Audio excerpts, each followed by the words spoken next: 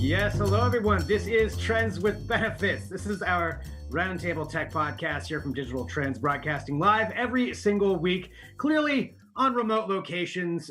Just before this started, I knocked my camera over. I'm just going to say that right now in case that happens again, but we'll try to avoid any disasters today as we bring you this show. So we're broadcasting live on Facebook and Twitter and Twitch and YouTube, but we're also up as an audio podcast. So hit subscribe to that wherever you get your podcast. But today we are talking about the phenomenon that is Animal Crossing New Horizons. So that is what we're going to be discussing today, the origins of it. And also, we have a big article that just went up at Digital Trends about essentially the black market on it. So for everybody out there, I'm just going to say, I have not played it, but I've read a ton about it. So feel free to comment and say whatever you want.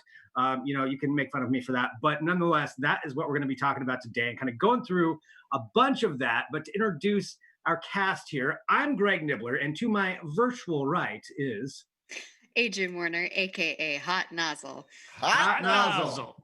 Yeah. Did we do it? It's almost tied up right. Hell yeah. Adrian Hot Nozzle Warner, who I know did get this game. Is that right? I did. I actually got a Switch Lite in the mail last week, so I use this as an opportunity / excuse to download because I haven't played Animal Crossing since the GameCube. I hope that doesn't date me too much, but it's been an interesting jump back in for sure. And I really should have named my island Hot Nozzle Island. Oh man, absolutely. Missed opportunity. Yeah, missed opportunity. Might have to start the game again. Yes, I think definitely. All right, we've got Adrian Hot Nozzle Warner, and then to Adrian's virtual right. Hey, I'm Caleb Dennison, aka The Whiskey Mist, aka Chicken Bone, aka Not Nook. Nice. Very Not nice. Nook. All right, and Caleb, are you going to show everybody what it was you were just eating, or we're not Should I talking do about that? Yeah, I was just talking with everybody about how I've hit rock bottom, and I've been really bad about eating on time, and I was really hungry, and I had to eat something before this podcast, so I grabbed myself from the fridge directly out of the gigantic container, Reese's Fine Foods classic potato salad. You know what? Oh boy. Such a It's so Michael good. Scott move. I don't care. I'm good. Living your best quarantine life. I mean, why not? All right, well, we've got Sorry, I didn't mean to interrupt. I was just going to, the thing that makes this slightly more acceptable is that I ate a can of Nally onion chili before this. So I'm so glad I'm not actually sitting next to you today. if everybody can just, imagine the smells that are coming out of there. That's amazing. Well, Caleb's eating his potato salad. And then on the other end, virtually, we have. I am Drew Prindle, aka Professor Prindle. I do the history segments. Yes, and I am actually excited about this history because I did not play Animal Crossing back on the GameCube. So I do need a history lesson on the game. I understand how huge it is, but can you walk us through the beginnings of this, Professor Prindle? Yeah, so Animal Crossing has been around for a long time, actually. It's a whole series of games. The first one was released in 2001. It was originally an N64 game, and that was the one that got ported over to GameCube, which is the one that Adrian played. It's also the one that I have played. I have also not played this new one that's out right now that is super hot, but I am familiar with the game because of the one that was released for the N64 and GameCube. But so it's kind of a weird game because it's pretty different from like video games that most of us are used to. It's non-linear. It doesn't really have a very clear objective. It's kind of just open-ended in terms of gameplay. You start off as a character that buys a house from an anthropomorphic raccoon named Tom Nook, who gives you a zero-interest loan and helps you buy a house. And your only real goal in the game is to pay this raccoon back. So you do this by doing various cutesy activities. You can catch bugs, you can go fishing, you can collect shells, you can grow turnips and stuff like that and harvest crops. And all of those things you can sell for bells, which is the in-game currency. And then you use that to either pay off your house or buy furniture and furnish your house. And really that's all there is to the game. So for people who haven't played it, it probably sounds super boring, but there is something about this game. It has some sort of weird secret sauce that makes it super appealing because every single one of them that Nintendo has launched has been a pretty big commercial success. So they've released a bunch since the original one in 2001. It's kind of, they did one a little bit later in 2005. There was one in 2008, another one in 2012. And it's been 8 years since the last one. So everybody was really waiting for the new one, New Horizons, to come out. And it kind of hit at this ideal time because it was released on March 20th, which was kind of when like a lot of the world was really hitting like the peak of just stay at home and don't go out because coronavirus is going to kill you, which is kind of an ideal time for a video game to come out. So partially due to that and partially due to the fact that it was a popular game to begin with, it was a massive commercial success. It's still selling tons of copies if people can get Nintendo Switches, which are kind of, there's a shortage going on right now. But the game sold 5 million digital copies in its first month, which broke a record for the Switch. That's the most digital sales in a first month of any game that has ever been released on the platform. I also believe it is the best-selling game in North America ever. Of 2020, not ever. It surpassed all previous sales. This one single game has surpassed sales of all previous Animal Crossing games combined. And it's also, I think, the third best-selling game of all time for Nintendo. And that's the only two things that are beating it are two Super Smash Bros. Games. So it's a pretty big hit, which is why even if you don't play it, you've probably heard about it on the internet and kind of can't escape it because seemingly everybody is playing it. Like it pops up on my Twitter feed all the time. And I just kind of wanted to see what the hell it was all about, which is why we're doing this episode. Yeah, I mean, I think it is everywhere because I read the news every day just to try for Digital Trends Live. And Animal Crossing, there's some story about it is always trending at the top of the news, no matter what it is. And I don't always understand it, but I understand like I get how many people are playing it. And you mentioned, the perfect time, which it really is. Like right when we go into quarantine, that's the perfect time to get it. And I know, Caleb, you actually went out and got a physical copy of it. Is that right? That's right. Yeah, we have been waiting for this game in this household for quite some time.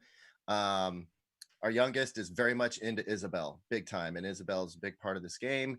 And who is Isabelle? I don't know what that means. I don't know what it means either.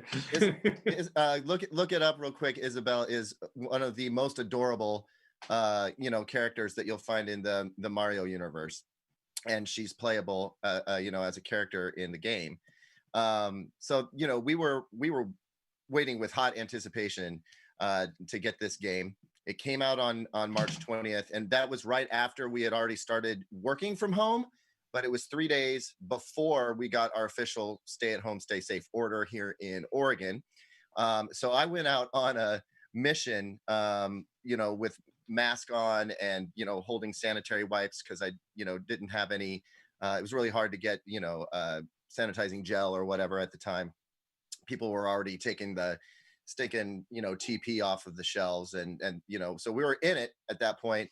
I go to Target, stealth mission, and I was looking around on the shelves and feeling like I was spending way too much time in the store looking at it. I was feeling a little bit on the nervous side, and it wasn't on the shelf. They hadn't even put it out on the shelf yet. It was still hiding in a drawer, almost like it was a very prized object.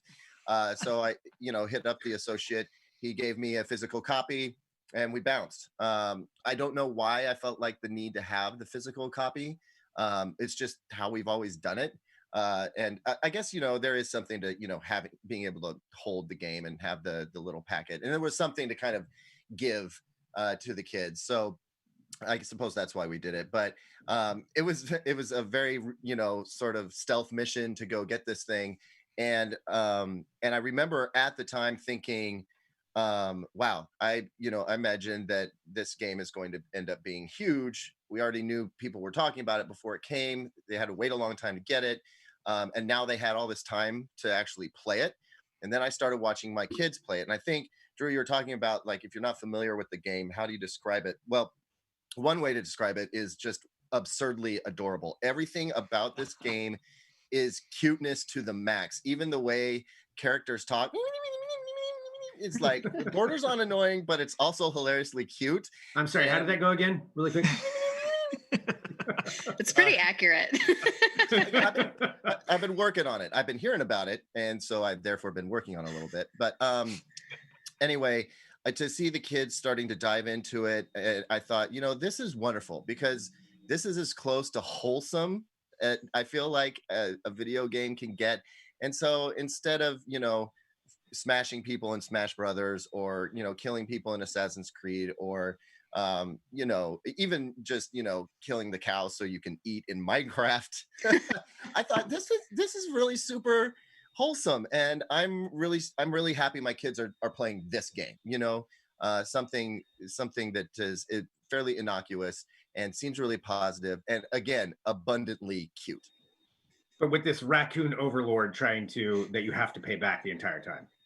Well, they help you get started, but I did kind of like the idea of there being sort of an aspect of commerce to it. Like, they'll help you get started, but you want to trade things. You want to help other people out, do favors for them, leave them gifts, and that's the part of things that I thought was positive, So you have your island and then you interact with people on the other islands. Right. Yeah, you've got to get an invite code. Basically so that you're allowed to visit the island. But that actually leads to some of the problems that we're going to talk about a little bit later. Yeah, which we've got a whole article up about some of the problems that are going on. But you're right, that idea of wholesome and coming at the right time, just because everybody's at home and we're all interacting on Zoom meetings, but then there's been tons of other stuff that's going on online on the game itself. And getting used to that. Side note, I do want a reenactment of you going to Target, just like a reenactment of the Winco thing. But, we'll have to do that after this is all over. Caleb goes shopping. It can be a series. Yeah, a whole series. Yes. I just want a webcam strapped up, like maybe a couple of hidden cameras, just to see how this all goes down. And it is Handmaid's Tale red. Like I look like something straight out of Handmaid's Tale running around in frickin' Target and Winco. And that's some quality video idea right there. I might just try and put that together one of these weekends. Yeah, that needs to happen regardless. But you've had it now in the house for a while and your daughter's playing it. Have you played it yourself? I have not. I've been just kind of watching them play it. I know that if I start playing it, that it could become a thing. Then I'm fighting. We have 2 Switches in this house, but there are, somebody's always arguing about who should get to play it and when and what have you. I don't want to add to that. But I can see, me getting sucked into it. And right now I just don't have the time, but I am thankful for it being one of the different things that others can, engage in. And, especially when it's raining out here and you can't really go outside to get exercise, you need breaks from the school learning and all the other stuff that we're trying to do. So I still think it's a good game to have. But I know at some point that they're gonna start running into some of the not so savory aspects. I know that it's just a matter of time. Yeah, and we're gonna cover some of those. We've got a whole article up, but with the the savory acts. I don't know how that would work. Sure, the savory aspects. The savory acts. Yeah, Adrian, you do have it now, so you just downloaded it. As we were talking about. I just downloaded it over the weekend and took my first dive in. So I haven't really gotten to a lot of these aspects yet, these unsavory elements, but it's definitely it's interesting because it is so wholesome and it's so cute. And I do have a little bit of prior experience in the game, but it's such a weird, it's cute capitalism. Like that's what the game is. And so you're really just wandering around in this adorable capitalist society, owing people money, taking out loans, giving gifts and services in exchange for bells. It's kind of an interesting take and it's quite entertaining. The whole thing's like a giant fetch quest. So I'm curious to get in a little more and start building my palace or whatever. Now it seems like a conspiracy theory. Somebody out there is training you to be a capitalist, man. There's somebody out there, somebody out there. Yeah. Well, that's why Tom Nook is such a like overlord character. Because you show up and he's like, we're so glad to have you here. It's so exciting. We're starting this new life together. By the way, you owe me a bunch of money. Pay me. Exactly. All right, so you're paying Tom Nook, criminal overlord. Who's an adorable raccoon. Very cute. Oh yeah, they all are. But you got Tom Nook that you have to pay. But there's also, with the whole online world of things, and this is something that we've been seeing a lot of, as everybody's coming up with new ways to like congregate online. There's been a bunch of those that are going on. Oh, yeah. It's been fascinating to see in a COVID world how people are really taking to this platform and using it as an excuse to gather and hold events that they normally couldn't otherwise. There's been a whole bunch of articles and like social threads taking off, kind of outlining these examples, everything from graduation ceremonies for high school grads who can't actually be there physically in person, being organized where everybody, lines up in their motorboards and their gowns and goes to the front. It gets like a little accolade because they can't actually do it in real life, which is really sweet. So a bunch of those have been taking place. Birthday parties or something else that people can't have right now with a bunch of friends. So they're doing that in Animal Crossing. And something really interesting that Drew brought to our attention earlier this week was voter registration campaigns, which like right now is a big push, especially with the election coming up in November, for people to go out and register people to vote. And they can't physically do that in person. So an organization called Next Gen America, which was actually backed by the prior Democratic candidate, Tom Steyer, started posting all these notices on Twitter and like trying to get people interested in joining the game and signing up to register to vote. And one of the quotes that I just love from this piece is that the director of this group, who's based in Nevada, he said, like, you're used to having a senator kind of address you and talk about the importance, and now it's just like a squirrel telling you about how important it is to vote. If that's what the times have come to, then fine, as long as it happens. Yeah, exactly. It's exciting to see people use this for good and for fun and for engagement.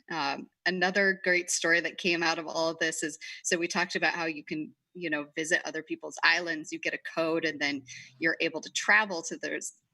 And just to even back up a little bit, like you arrive on an island, you have your own private island, and everybody else has their own private island, and you can send out codes to invite others to come partake in activities, etc. So that's how all these people are getting together. And apparently Elijah Woods showed up on somebody's island. Yeah, I remember that was trending. Like I saw a bunch of pictures of this I think whoever it was, the girl who posted it first was like freaking out that Elijah Wood was there. Like, how do you know that? Yeah, how do you know? Did you just hear his voice? You'd be like, that sounds like Frodo. What's going on here? I don't think you actually hear anybody's voices, but I don't know. Somehow they might have figured out that it was verified, or I'm not 100% sure. Elijah Wood sounds exactly like every other Animal Crossing character, which, as I've established, is. Yeah.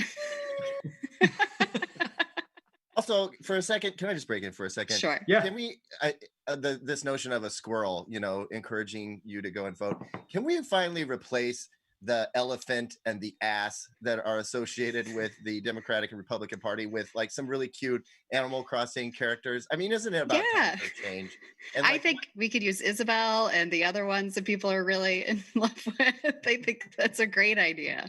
The debate over which character would go to which party, I think that could be another like huge blow up. Totally. More to divide our nation in these times. That's what we need. I mean, these are the debates we need to have happen, though. I mean, that's Isabel right. or Nook, and who runs it all? Nook. I mean, that's like the secret government. Yeah, right? Tom Nook is like he's the, like you said, the overlord. He owns the organization that provides money to people and has the banking system and everything else set up. So like when I said this is like a capitalist game, I'm not like I'm not harping on it or saying anything negative about it. I'm just saying that is purely the way it is. Yeah, I mean that totally seems like what it is. But so you've got these islands and you've got all these different, groups and things and events that are going on in there, which does seem pretty cool, given the fact that nobody can get together. Like that's cool. Yeah, objectively it's super cool, and objectively it's cool that people are, like enjoying each other's company and showing up on each other's islands and bringing each other joy. It's very cute. Well, going from that, talking about the capitalist side too, there is the stock market, STLK. And this is based on an article that came up at Digital Trends too. So we had this one come out talking about the black market that has developed, the sordid underbelly of Animal Crossing that is now like something that is going on. And Drew, actually, I know I grabbed this. I may need your help here too to explain some of this. But the stock market is essentially like turnips are what you harvest, right? And that's how you Yeah. get your bells. Well, yeah. So you can. That's one of the many ways to sell things and make money. But the price of turnips fluctuates from day to day. So they call it the stock market, STALK. Super adorable. So people have figured out ways to like game the system, and like they've kind of figured out the cadence, like when things like the price is going to go up or down or whatever. And if you happen to have a lot of them, or like they're selling for a high rate on your island, you can like charge admission to people. And that's one of the things that's going on. People are like gaming this stock market, and they have to hire security. That's another thing that's come up because people are traveling to each other's islands.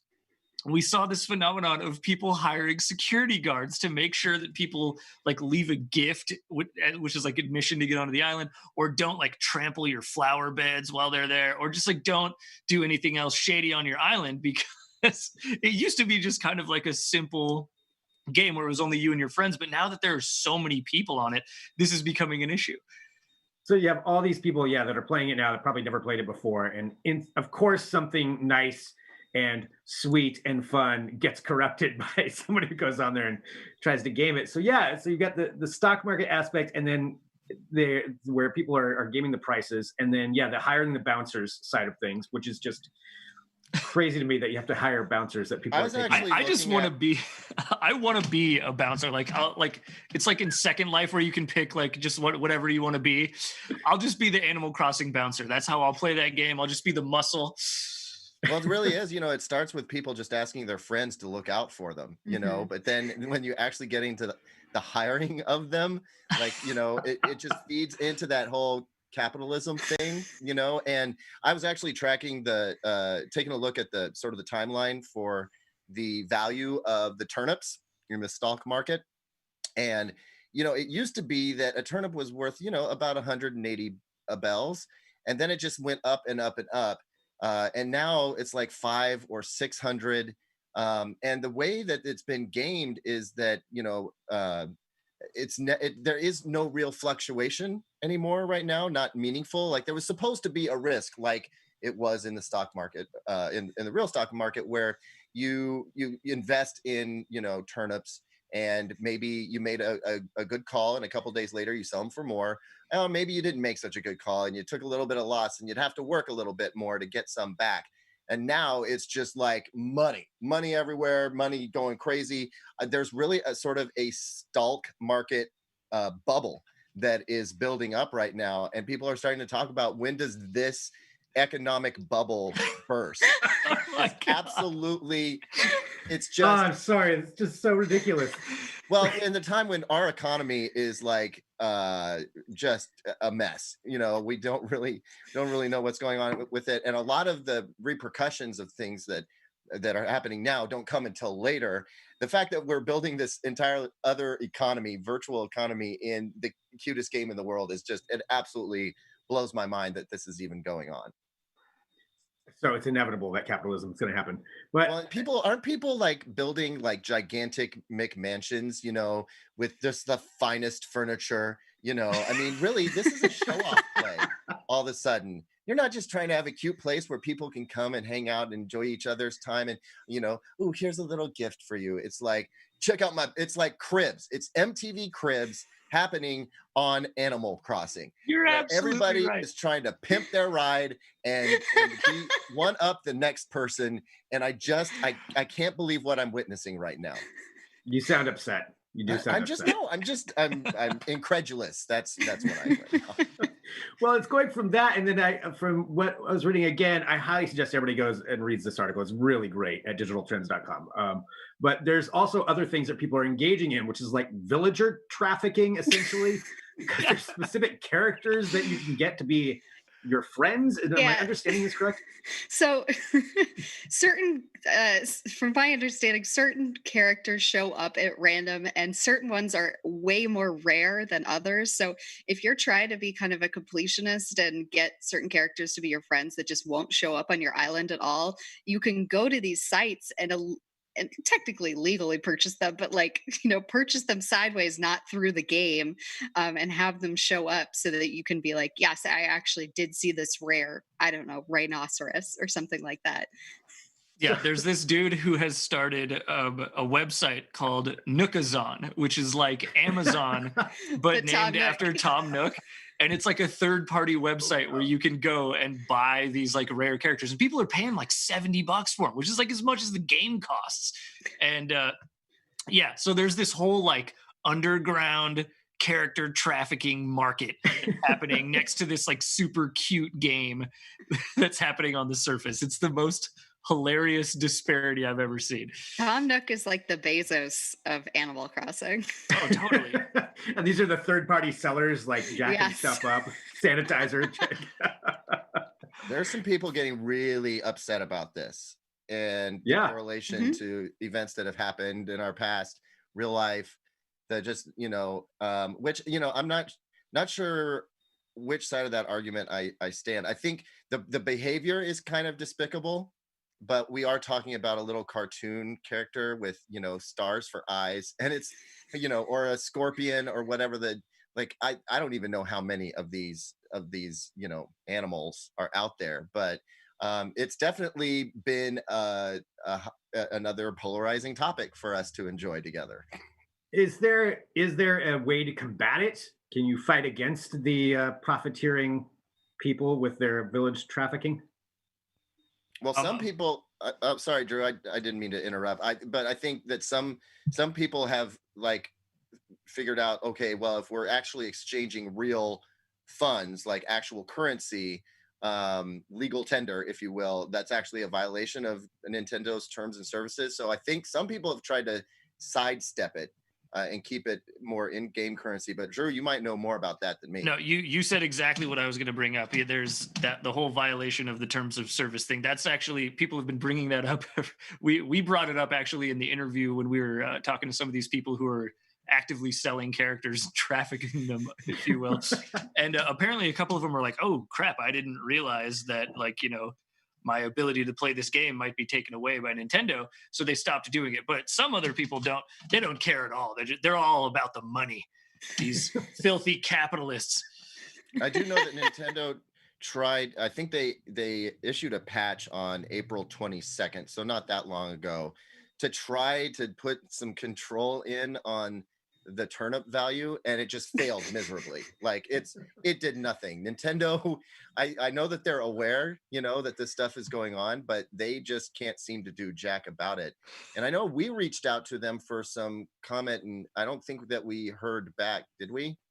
We have not yet, but it's still out there. And if they do, we're going to update the article with whatever they say, which will probably be nothing. They're probably just going to not address the fact that we've underscored the dark underworld of Animal Crossing. They're just going to pretend that it doesn't exist. Yeah. Adrian, are you going to be participating in the dark underworld? No comment. It's too late. You're already corrupted.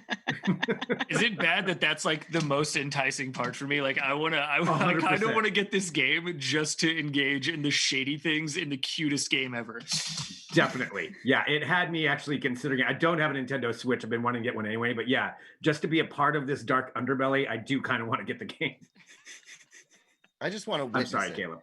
I don't know if I want to like get into it. I definitely just want to like witness it firsthand. So I'll definitely be there, if my kids run into it or if they get involved, they hear about it. I don't know how many of people under the age of like say 13 are plugged into this part, but it'll be that's the thing that I would love to know. What's the age demos around the people who are engaging in this behavior? Who's really driving this? Do we have something else that we can blame on millennials? Because I mean, hey, what's another thing to? It's guaranteed millennial. Like this is not 12. This is not 12-year-olds. This is edgy millennials trying to like do something different and unusual with the game. This is the millennials that were struggling for a leg up in the world. Yeah, this is and now finally have a leg up in Animal Crossing. You made now us they this believe way. in capitalism. There's a shortcut to everything, and now they've got another one. You know, really, it's like we can't like afford houses in real life, so we have to, you know, buy them somewhere else, and we will do that by any means possible. Damn it.